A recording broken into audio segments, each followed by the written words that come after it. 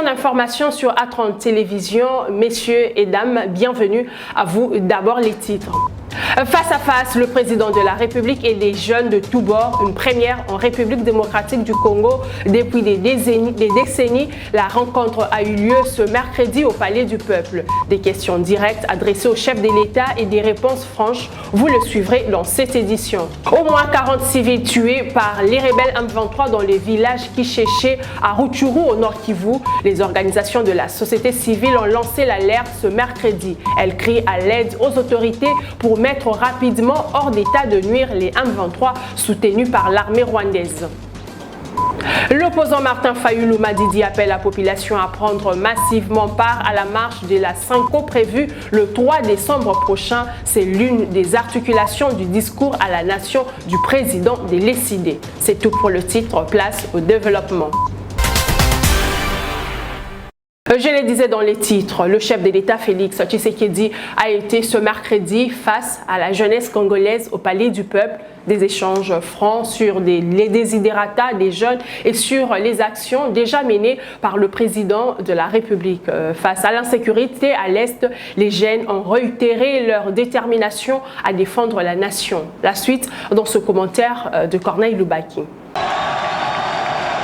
C'est une première des Akabi, la rencontre entre le chef de l'État Félix Tshisekedi et les jeunes de toutes les castes et la société réunis à la salle des congrès du Palais du Peuple. La chaleur, la ferveur et l'ardeur au rendez-vous de jeunes satisfaits d'avoir devant eux le président de la République pour soumettre leurs préoccupations. Tout d'abord, c'est le président du Conseil national de la jeunesse qui a donné le ton. Il a insisté sur le problème de l'épanouissement de la jeunesse, mais également sur la détermination des jeunes à défendre l'intégrité du territoire national.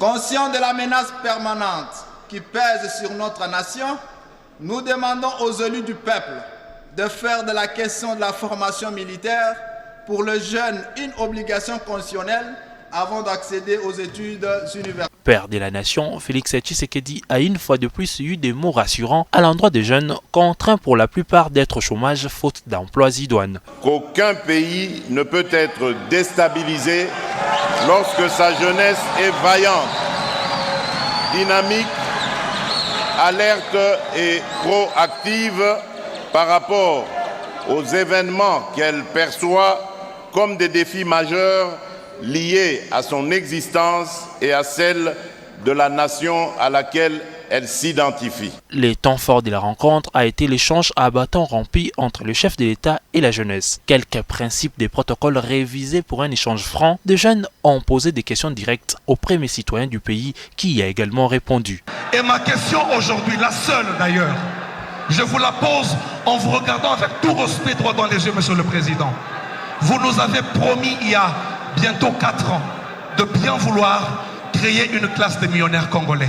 Mais comment cela sera possible aussi longtemps que vos ministres sont corrompus, ceux qui œuvrent autour de cette question? Félix Tshisekedi a été honoré par l'Union panafricaine de la jeunesse avec le trophée de champion de la jeunesse africaine. C'est par l'euphorie qui a caractérisé les échanges que s'est également clôturée cette cérémonie.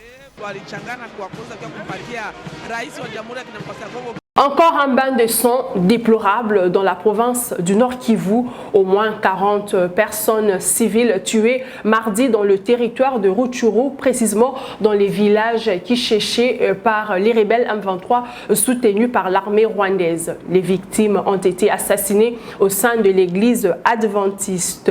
L'alerte a été lancée le mercredi par des organisations de la société civile de Rutshuru et de Nyiragongo. Les détails avec Anderson Chada Djouma depuis le Nord Kivu.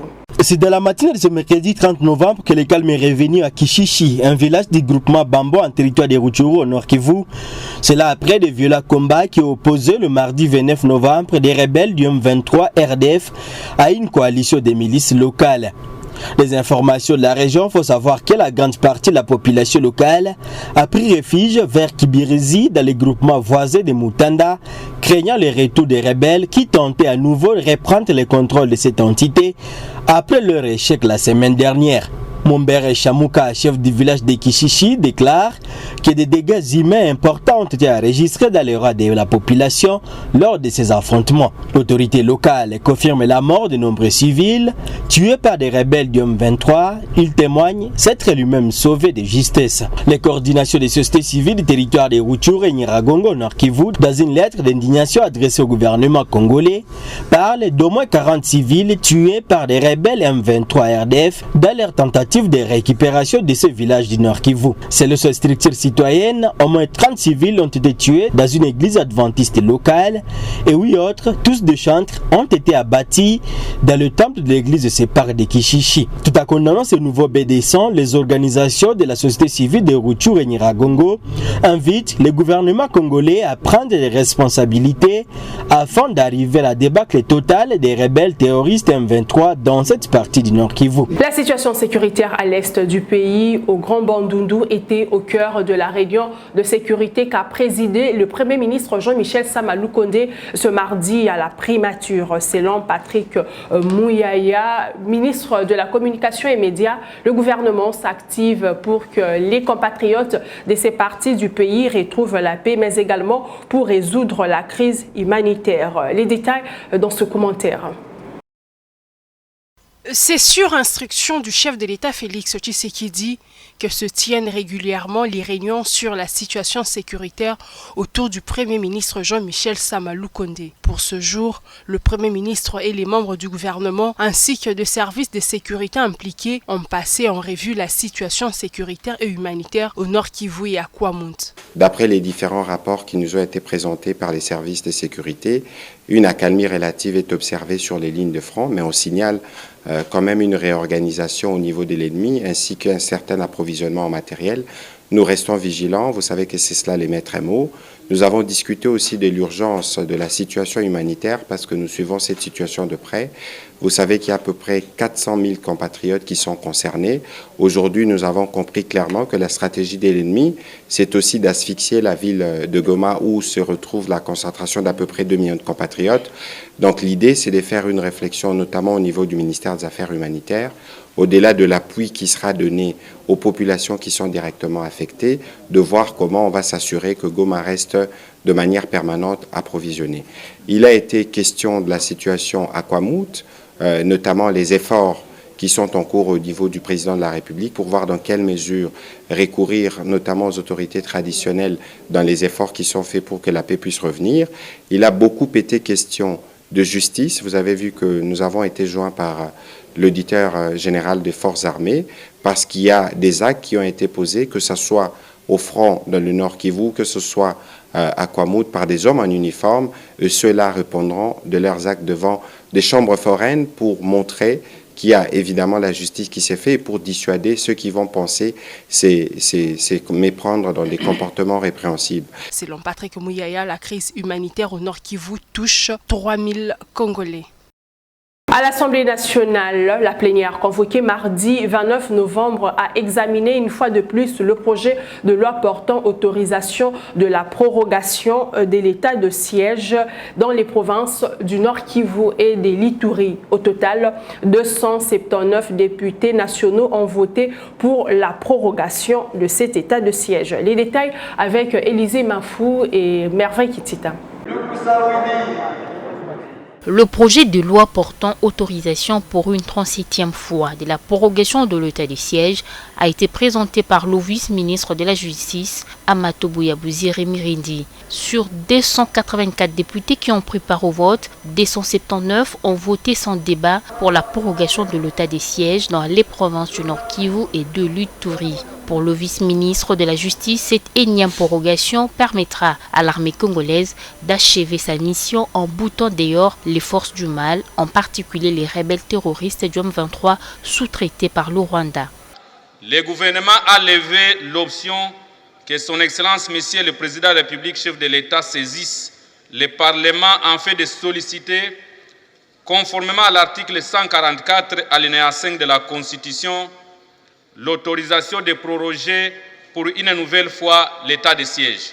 Au vu de tout ce qui précède, et pour permettre à notre armée de poursuivre ses opérations militaires En vue de restaurer définitivement la paix dans la partie est du pays, le gouvernement sollicite la prorogation de l'état de siège dans les provinces de l'Ituri et du Nord Kivu. Outre cette matière, la plénière a examiné le rapport de la commission PSJ relatif à la proposition de loi fixant les principes fondamentaux relatifs à la protection et à la réparation des victimes des violences sexuelles liées au conflit. Après présentation, la plénière a déclaré recevable ce rapport. La commission a 3 jours pour enrichir des amendements proposés par les députés. Toujours à l'Assemblée nationale, la commission environnement, au tourisme, ressources naturelles et développement durable a auditionné mardi le responsable du fonds minier pour les générations futures, un exercice qui, selon le président de la commission environnement, entre dans le cadre du contrôle parlementaire et du principe des redevabilités des institutions. Suivez. Le responsable du fonds minier pour les générations futures était devant la commission environnement et tourisme pour rendre compte, conformément au devoir de redevabilité des institutions publiques. Le fonds minier sollicite l'accompagnement de la commission pour des problèmes liés au texte. Nous avons auditionné les responsables du fonds minier. Il a mis en évidence ce problème de texte.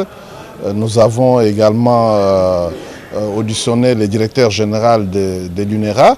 Il est revenu aussi sur ces chevauchements ou parfois ces interférences liées au texte. Aujourd'hui, c'est le tour effectivement du fonds minier qui a aussi sollicité l'accompagnement de la commission. Ce que je peux dire pour l'instant, c'est que nous allons utiliser tout notre pouvoir pour que ce texte soit clarifié. Pour le projet, vous devez comprendre que les fonds de FOMIN sont frappés pour d'indisponibilité pour les dépenses courantes et ne peuvent être utilisés que sur décision du gouvernement délibérée en Conseil des ministres. C'est-à-dire que le fonds fonctionne avec le 20%, c'est dans ces 20% que vous trouvez les budgets d'investissement du fonds et que vous trouvez aussi le fonctionnement exactement du fonds parce qu'il y a la rémunération du personnel aussi là-dedans. Donc je peux vous garantir qu'avec les 20%, il y a aussi la partie investissement qui concerne le fonds soi-même en dehors de 80% qui sont frappés d'indisponibilité pour les dépenses courantes. Donc il n'appartient pas au fonds minier de donner des garanties environnementales parce que vous trouvez que dans les objectifs du fonds, à l'article 2 du décret portant création du fonds, il n'est pas parlé, il n'y a pas de questions environnementales là-dedans que le fonds doit financer. En créant le fonds minier pour les générations futures, le législateur avait pour objectif principal de faciliter le transfert des richesses entre les générations. Il est question de permettre aux générations futures de jouir des retombées financières de l'activité minière au travers de ces fonds.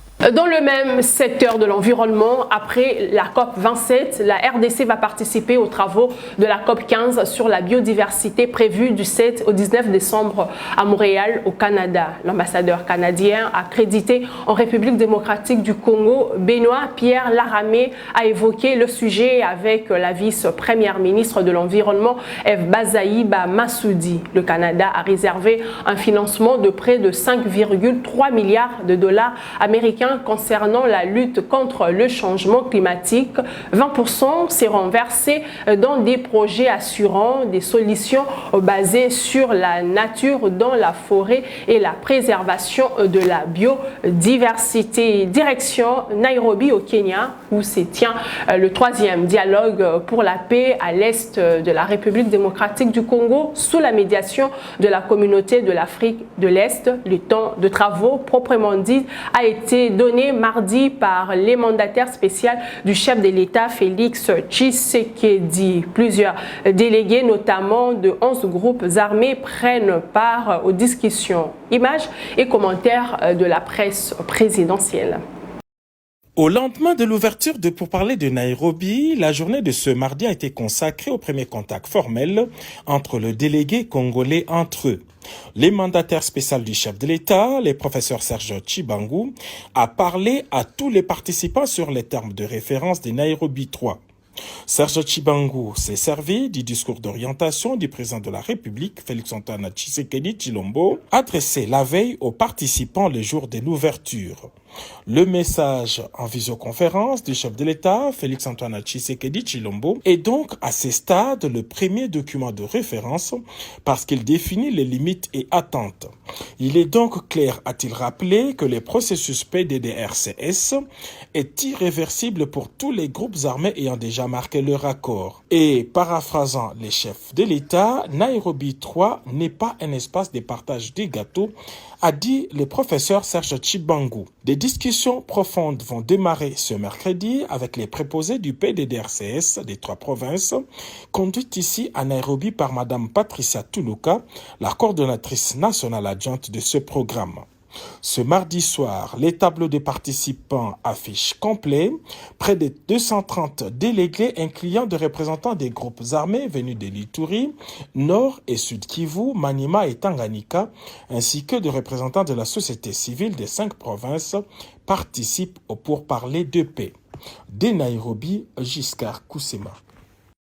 Dans l'actualité également, le président national de l'ECD, Martin Fayulu, se positionne contre le dialogue de Nairobi sur la situation sécuritaire à l'Est. Martin Fayulu appelle la population à se mobiliser et à prendre part à la marche de la Sanko prévue ce 3 décembre prochain. Il a dit mardi dans son discours à la nation. On l'écoute. Peuple congolais de l'intérieur et de la diaspora, vous êtes témoin de l'histoire tragique telle qu'elle se déroule sous vos yeux. Monsieur Kagame s'emploie par tous les moyens à concrétiser son ambition de balkaniser notre pays. En effet, les communiqués signés lors du mini-sommet de Luanda et les propos tenus ce lundi 28 novembre à Nairobi par le président burundais constituent des preuves de la capitulation de la RDC. Les engagements pris à Luanda permettent aux Rwandais du M23, d'une part, de se replier sur nos villages situés au pied du mont Sabinyo, dans le parc national de Virunga, et d'autre part, aux troupes de l'Ouganda, du Rwanda, du Burundi et du Kenya, de s'installer dans les zones jadis occupées par le M23 sous le label de force de la communauté d'Afrique de l'Est. Cela veut tout simplement dire que nous allons désormais perdre notre souveraineté sur l'ensemble du territoire de Rutshuru, sur une partie de Nyiragongo et sur une partie de Massissi. C'est inacceptable.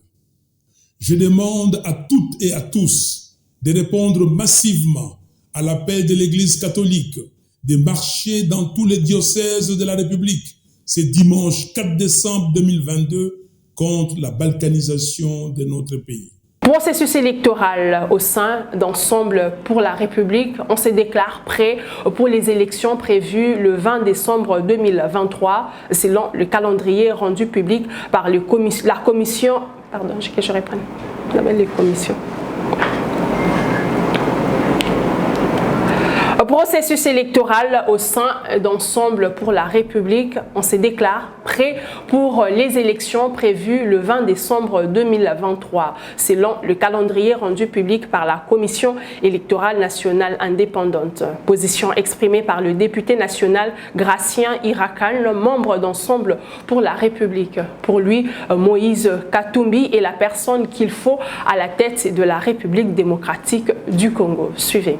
Le parti Ensemble pour la République a pris acte de la publication du calendrier électoral par la Commission électorale nationale indépendante. Pour les députés Gratien Irakan, au cadre de ce parti, Moïse Katumbi est le Congolais le plus crédible à la présidentielle de 2023. Ensemble pour la République, c'est un grand parti. Aujourd'hui, nous avons presque 8 millions de membres. Nous tendons vers 8 millions de membres. Donc nous sommes prêts pour les élections. Même si les élections, c'est dans 2 mois, nous sommes prêts pour les élections. Quant à ce qui concerne la candidature de Moïse Katumbi, chez nous, il y a de l'ordre. Ça veut dire qu'il y a des instances, il y a des organes qui décident. Et ici, l'organe qui décide, c'est la Convention nationale. Une fois ces hauts cadres décident, et nous allons porter la candidature du président Moïse. Ce qui n'est pas exclu parce que Moïse Katumbi, il est comme tout Congolais, il bénéficie de ces droits-là. On a vu son expérience attaquée, ancien gouverneur du Katanga. Et donc aujourd'hui, c'est les Congolais les plus crédibles qui peut nous aider à pouvoir restaurer les défis que nous avons sur tous les plans. Allons massivement nous enrôler. Et les jours de vote, nous allons massivement voter aussi. Et c'est comme ça que le pouvoir de la population va se refléter à travers la démocratie pour choisir les candidats idéaux. Et nous sommes en train de penser que si la Convention porte la candidature de Katumbi, c'est Katumbi ou rien comme président en 2023, surtout qu'il incarne l'espoir de tout un peuple. Par ailleurs, l'élu de l'Ituri invite la CENI à plus de transparence dans ses activités. Pour terminer cette édition, plus de 185 millions de dollars américains, c'est l'estimation du budget 2023 de la province de Haut-Uélé. Projet budgétaire présenté par le gouverneur de province Christophe Basséane-Nanga. Devant les élus provinciaux, il a fait savoir que ce projet de budget, une fois adopté, permettra la poursuite des travaux d'infrastructures routières et l'accompagnement du gouvernement provincial dans le processus de la gratuité de l'enseignement des bases. C'était l'essentiel de l'actualité. Merci de votre attention. Vous retrouverez demain James Mouchia.